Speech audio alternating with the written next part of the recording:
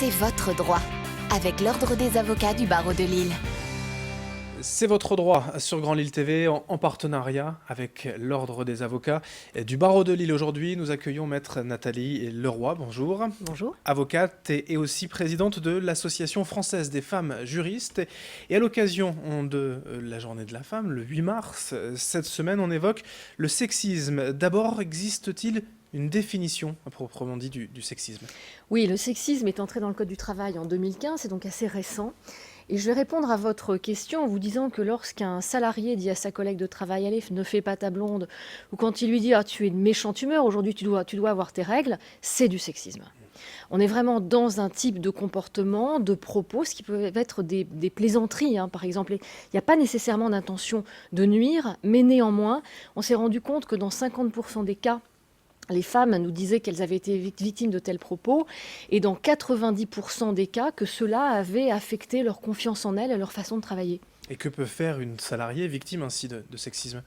Alors, la première chose à faire, c'est d'aller voir son supérieur hiérarchique. Si c'est lui qui se livre à ses propos, évidemment, elle ne va pas aller le voir, elle va aller voir son employeur ou le DRH de la société. Si ça n'est pas possible, le délégué du personnel ou le membre ou un des membres du CHSCT. Et si ça n'est pas encore possible, eh bien, il y a toujours recours à l'inspection du travail et à un avocat ou une avocate.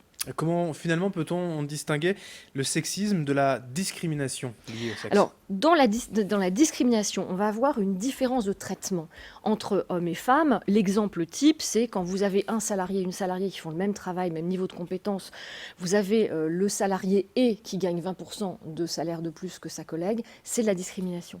À ne pas confondre non plus avec le harcèlement sexuel, puisque les propos sexistes, on est vraiment sur des propos qui sont liés au genre ou un comportement lié au genre. Le harcèlement sexuel, c'est vraiment des choses de nature sexuelle, une main aux fesses, le fait de demander à sa collègue de se baisser pour bien regarder son décolleté, c'est du harcèlement sexuel. Et là, on est devant la compétence du tribunal correctionnel, ça encourt des peines de prison qui vont jusqu'à 2 ans et des peines d'amende, alors que le sexisme, on est uniquement devant la compétence conseil de prud'homme. En tout cas, comment éviter de se retrouver devant le tribunal correctionnel ou le conseil des prud'hommes pour les employeurs? Pour l'employeur, c'est la prévention avant toute chose. On a le document unique d'évaluation des risques, on a le comité d'hygiène et sécurité au travail. On a bien sûr, parce que les avocats accompagnent les chefs d'entreprise sur ce genre de mission, c'est mettre en place des outils pour éviter la banalisation du sexisme, parce que derrière ce type de comportement, eh bien, il y a des souffrances qui ne se disent pas. Merci, maître Nathalie Leroy, je le rappelle. Vous présidez l'Association française des femmes juristes. On en parle bien sûr cette semaine à l'occasion de la journée du droit des femmes. Ce 8 mars, c'est votre droit sur Grand Lille TV en partenariat avec l'Ordre des avocats du barreau de Lille. C'est votre droit, avec l'Ordre des avocats du barreau de Lille.